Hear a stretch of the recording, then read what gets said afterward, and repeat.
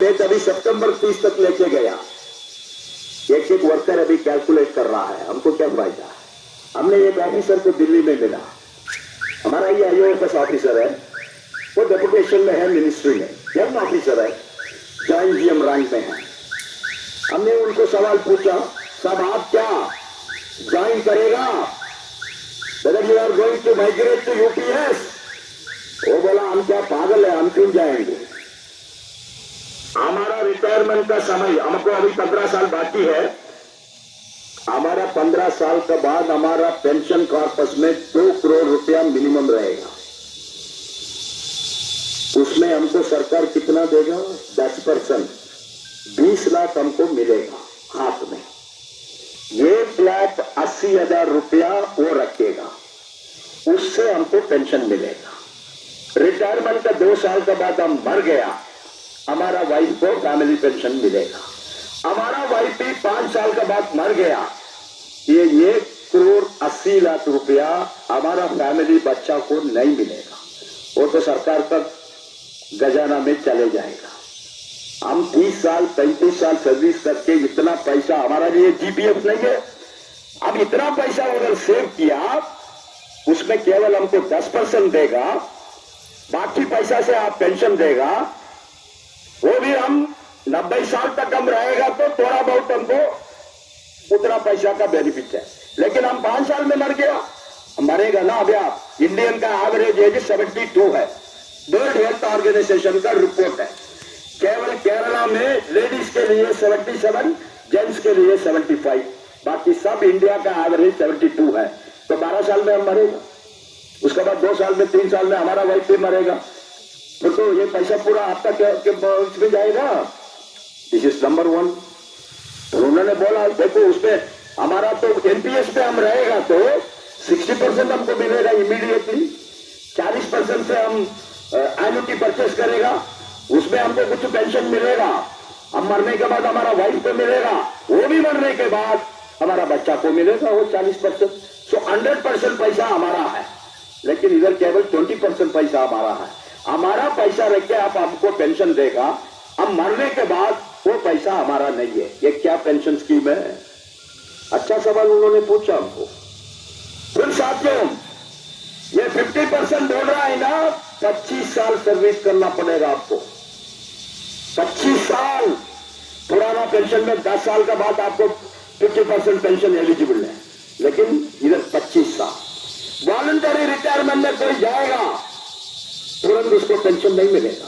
मान लिया हम 30 साल उम्र में नौकरी में आया, 25 साल के बाद हमारा उम्र है 45, हम रिटायरमेंट ले लिया वॉलंटरी, पेंशन मिलेगा हमको? पेंशन नहीं मिलेगा। I have to wait up to 60 years, और 15 साल हमको इंतजार करना है। इस 15 साल में हम मर गया तो वो पैसा किधर जाएगा, किसको जाएगा, कोई गारंटी नहीं। तो ये क्या पेंशन स्कीम है कमरे, ये क्या पेंशन स्कीम है? उस पेंशन स्कीम में हम क्यों जाएंगे? फिर 10,000 रुपया मिनिमम पेंशन किसको? कौन 25 साल सर्विस किया उन्हीं को। कल कुछ लोग हम उधर बात कर रहा था आईआरडी में, एक एक्स सर्विसमैन, उन्होंने सोचा अरे उसको तो पेंशन ऑलरेडी है पुराना, 13 साल सर्विस किया एक्स सर्विसमैन, वो यूपीएस को पेंशन दे दिया। उसका दिमाग में क्या था, 10,000 रुपया हमको मिलेगा। किसी ने उसको बोला अरे मिनिमम तो 10,000 है। बाद में एस्टैब्लिशमेंट का ऑफिसर उनको बुला के बोला बाबा तुमको पेंशन मिलेगा 4,000, यूपीएस पे 4,000। वो बोला यस, बिकॉज आपने 25 साल काम नहीं किया, तो इसलिए प्रोपोर्शनेटली आपका पेंशन डाउन होगा। 25 साल आप काम करने के बाद भी आपको मालूम है 3 विड्रॉवल परमिटेड है, आप कितना पैसा विड्रॉ किया उसका अनुसार आपका पेंशन भी कम हो जाएगा, 50% आपको नहीं मिलेगा। तो ये सब इस यूपीएस में है। फिर आपने वो कानून पढ़ा, उसका टॉपिक है यूनिफाइड पेंशन स्कीम, मतलब यूपीएस। उसका नीचे आप पढ़ो, घर जाके पढ़ो, उसका फर्स्ट वर्ड है ना वो गैसेट का फर्स्ट वर्ड से लास्ट वर्ड तक इधर भी पेंशन का नाम है। उसको नया नाम दे दिया पे आउट। आपको मिलेगा तो पे आउट, आपका फैमिली को मिलेगा तो फैमिली पे आउट। क्यों पेंशन का वर्ड हटाया? सरकार का दिमाग में बहुत क्रोकट मेंटालिटी है। आप बोल रहे हैं ना, पेंशन हमारा अधिकार है, पेंशन हमारा हक है, सुप्रीम कोर्ट का जजमेंट है, हमको पुराना पेंशन देना पड़ेगा। अब बोल रहा है अभी तो पे आउट हो गया, पे आउट हमारा अधिकार है, ये नहीं बोल सकता। कारण पे आउट का मतलब क्या? आपने कुछ पैसा इन्वेस्ट किया, उससे कुछ रिटर्न आ रहा, वही पे आउट है। पेंशन का वर्ड ही यूज नहीं किया। बहुत क्लेवर है गवर्नमेंट। और अभी हमने बोला ना, उन्होंने ऑप्शन दे दिया वो एक्स सर्विसमैन IRD में, ये कैनॉट कम बैक। अभी रो रहा है हमारा पैसा भी चले गया, हमको 4000 रुपया पेंशन मिलेगा, हमने गलती किया सर, हमको वापस जाना है। वापस नहीं जा सकता है। उसमें क्लियर लिखा है option once given it is final, option given is final, it is not, it is irrevocable. मतलब एक दफा ऑप्शन दिया, यू हैव कमिटेड सुसाइड, आपका लाइफ वापस नहीं मिलेगा। क्लियर लिखा। एक और डेंजरस विषय है, कितना साथी लोग उसको पढ़ा मुझे नहीं मालूम, लेकिन घर जाके पढ़ी। 11 नंबर प्रोविजन में देखो उसमें क्या लिखा है। बहुत क्लेवरली लिखा गवर्नमेंट। कारण हमारा भी लोग क्या करता है, पूरा मैथमेटिक्स करता है, कितना मिलेगा कितना नहीं मिलेगा, लेकिन उसका कंडीशंस भी पढ़ना है ना। उसमें लिखा है 11 नंबर में, इन फ्यूचर, भविष्य में हम पेंशन स्कीम में कोई परिवर्तन लेके आएगा, कोई दूसरा फाइनेंशियल बेनिफिट लेके आएगा, कोई पैरिटी के लिए हम कुछ डिसाइड करेगा पेंशन का, वो बेनिफिट यूपीएस वालों को नहीं मिलेगा। अब घर जाके 11 नंबर में पढ़िए ये क्यों लिखा है। आपको मालूम है ना कॉमरेड, देश में सब पॉलिटिकल डिसीजन है, वोट का फायदा के लिए डिसीजन होता है। 8वां पे कमीशन क्या आपका ऊपर प्यार रख के सरकार अनाउंस किया? नो, ठीक है, हम लोग फाइट किया, डिमांड किया, वो सब है, लेकिन हम वो नहीं बोलेंगे हमने फाइट किया इसलिए 8वां पे कमीशन आया। नो, उनको दिल्ली असेंबली चुनाव में वो सरकार को कैप्चर करना था, आम आदमी को घर भेजना था। तो उनको मालूम है, उनका पास सब इंफॉर्मेशन है। दिल्ली का वोटर में कॉमरेड्स 50% सरकार कर्मचारी, पेंशनर, आर्मी, नेवी, एयरफोर्स और पैरामिलिट्री, CRPF, CISF और दिल्ली स्टेट का 4 लाख कर्मचारी, उनका फैमिली, सब मिलकर 50% वोटर्स उसको कैसे अट्रैक्ट करेंगे? 8वां पे कमीशन। सब लोग खुश, वोट डाल दिया, आम आदमी पार्टी चले गया, बीजेपी आ गया। 6 महीना हो गया, किधर है पे कमीशन? 6 महीना हो गया, किधर पे कमीशन, किधर है? उसका नोटिफिकेशन है, उसका चेयरमैन कौन है, उसका सेक्रेटरी कौन है, उसका पीरियड क्या है, 1 साल 2 साल, कुछ भी नहीं, कुछ भी नहीं, अभी तक नहीं। तो ऐसा परिस्थिति में कल 2029 में 29 में फिर पार्लियामेंट का चुनाव आएगा। मोदी साहब को खबर मिलेगा, अभी तो 240 है, नीतीश कुमार चंद्रबाबू नायडू की वजह से रूलिंग में है, 240 में सरकार में नहीं बैठ सकता, मेजॉरिटी 272 चाहिए। अब 29 में उनको खबर मिल रहा है 190 का ऊपर बीजेपी नहीं जाएगा, 200 का ऊपर नहीं जाएगा। तो वो सोचेगा क्या क्या करना है। 10 करोड़ है central government employees, paramilitary, state government employees और university teacher, government school teacher, primary, secondary, municipality worker, ये सब मिलकर 10 करोड़ है, उनका फैमिली मिलकर 30 करोड़ है। तो ये 30 करोड़ वोट के लिए हम क्या करना है? सबका डिमांड है पुराना पेंशन चाहिए, ठीक है लागू करो, बाद में आप देखेंगे।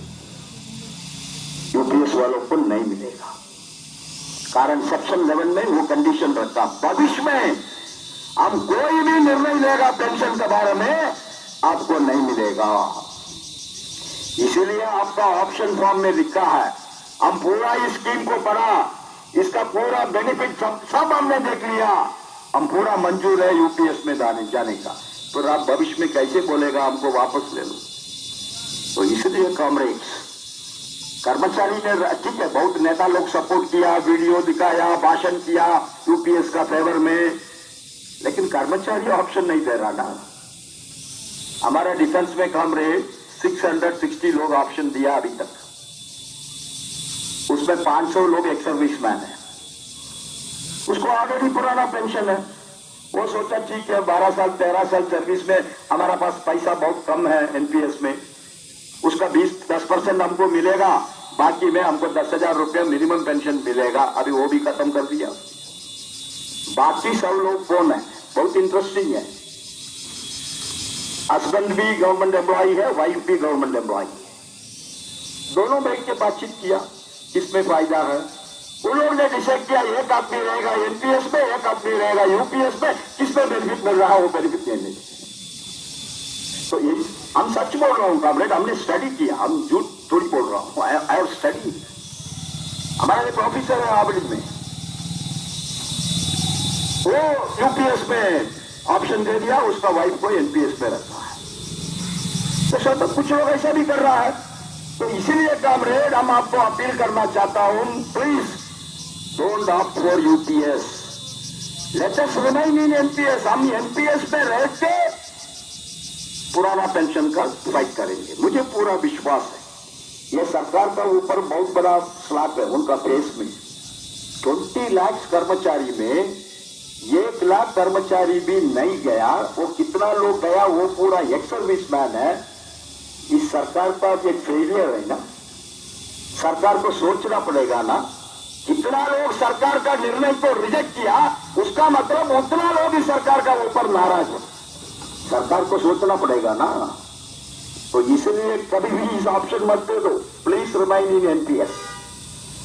फिर साथियों, 8वां पे कमीशन हमने बोल दिया, चुनाव के लिए अनाउंस हो गया, लेकिन अभी तो कुछ नहीं। और ठीक है आएगा, आज नहीं तो कल आएगा। हम लोग के साथ एक मीटिंग हुआ टर्म्स ऑफ रेफरेंस को लेके। उस मीटिंग में हम लोग विस्तार में कुछ विषय चर्चा किया। उसमें एक ऐसा विषय है वो इंपॉर्टेंट है, क्या है, मिनिमम तनख्वाह। What should be the minimum wages for central government employees, that is a main question. आज आपको मालूम है मिनिमम बेसिक पे 18,000 है, अभी 55% दिए है, 3% अभी होने वाला है, 58 हो गया। मान लीजिए 26 में और 2% मिलेगा तो भी डीए हो गया 60%। सो 18,000 प्लस 10,000 28,000, 18,000 रुपया केंद्र सरकार कर्मचारी का मिनिमम तनख्वाह एज ऑन डेट। वो कितना होना चाहिए, सवाल वही 35 होना चाहिए, 40 होना चाहिए, कितना होना चाहिए, वही क्वेश्चन मार्क है। हम डिमांड कुछ भी कर सकता है, लेकिन डिमांड में नहीं होगा ना, ये तो कैलकुलेशन है।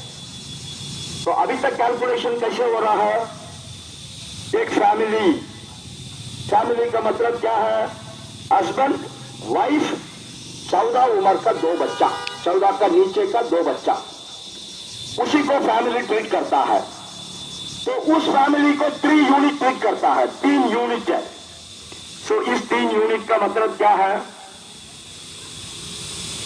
1957 का फॉर्मूला हमारा बहन लोग इधर सामने है। उस समय लेडीज लोग केवल घर में रहता है, आजकल भी प्रैक्टिस है हमारा साउथ में, इधर भी रहेगा। किसी ने पूछता है आपका वाइफ क्या कर रहा है, वो कुछ नहीं कर रहा, घर में चुप बैठा है।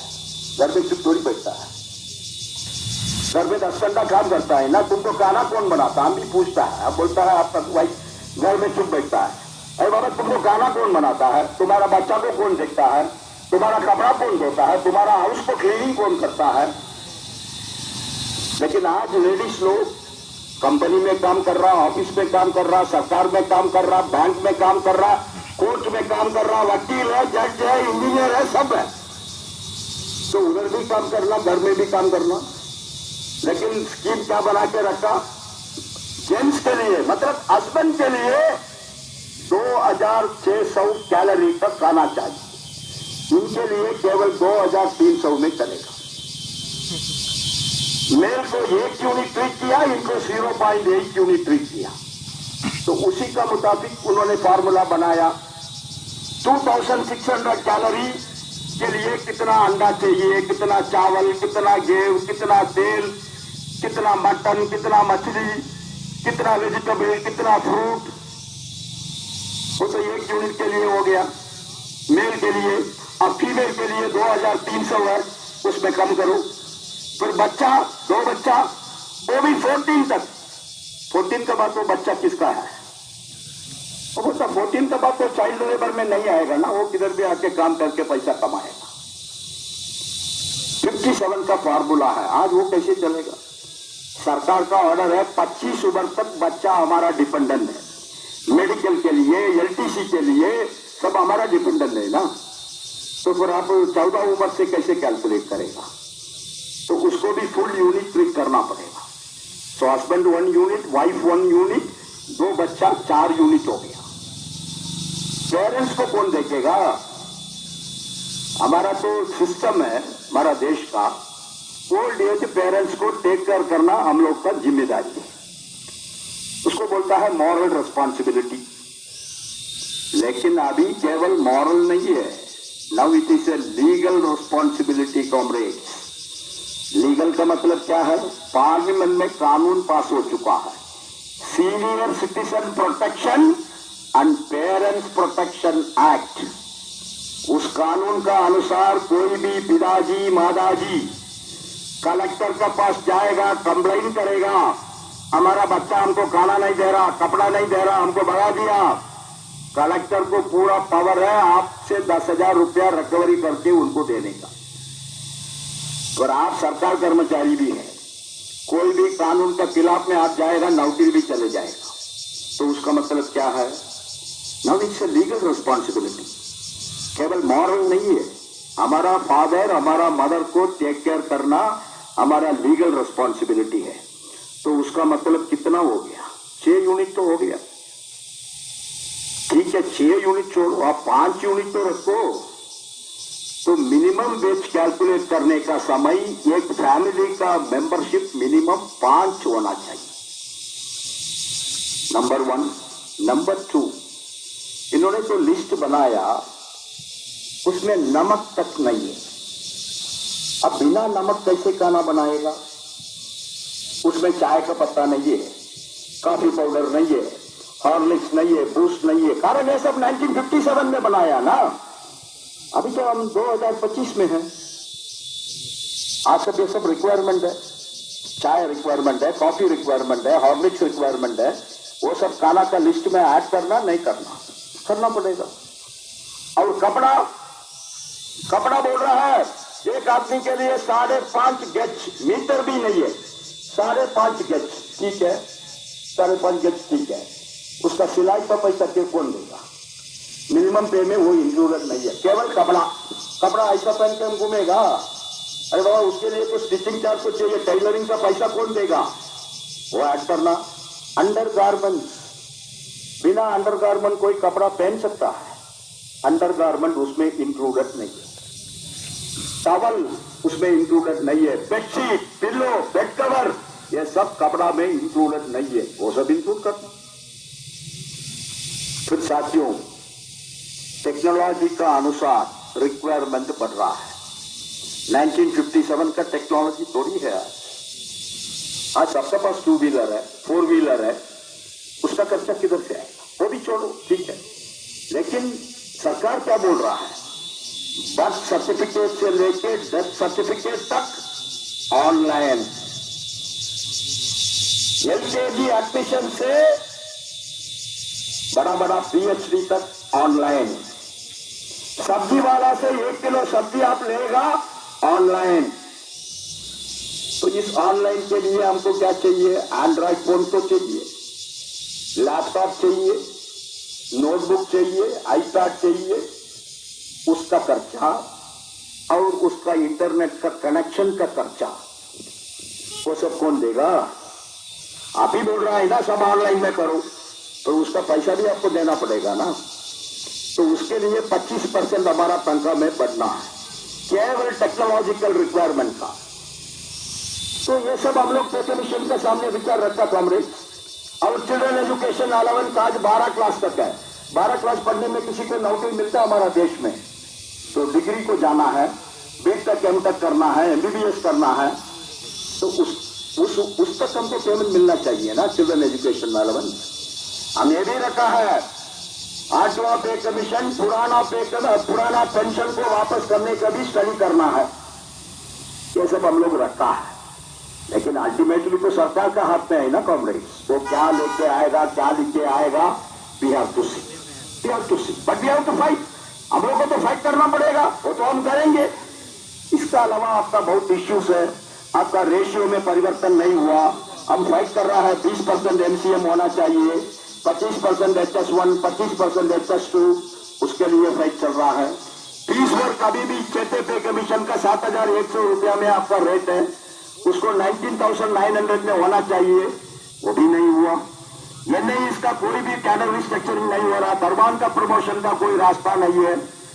हमारा रिस्क अलाउंस बदल नहीं किया, नाइट ड्यूटी अलाउंस में रुक दिया 43,600 में। इश्यूज बहुत है, प्रॉब्लम्स बहुत है।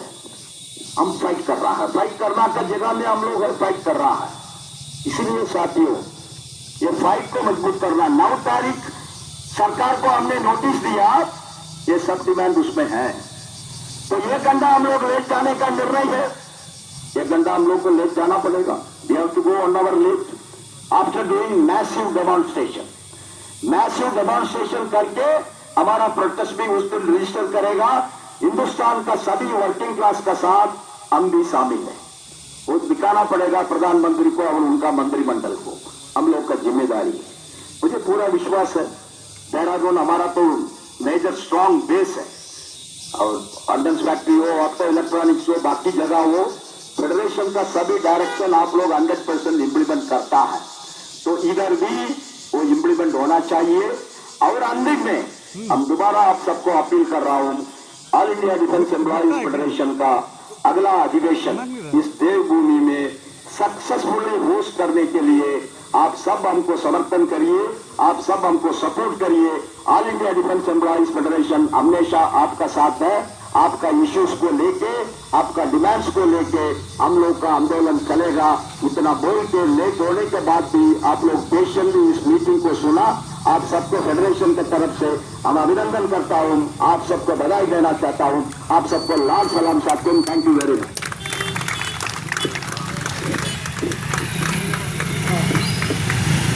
आज की महासभा में जिन साथियों ने भाग लिया, मैं उन सभी का आभार व्यक्त करता हूं, धन्यवाद करता हूं।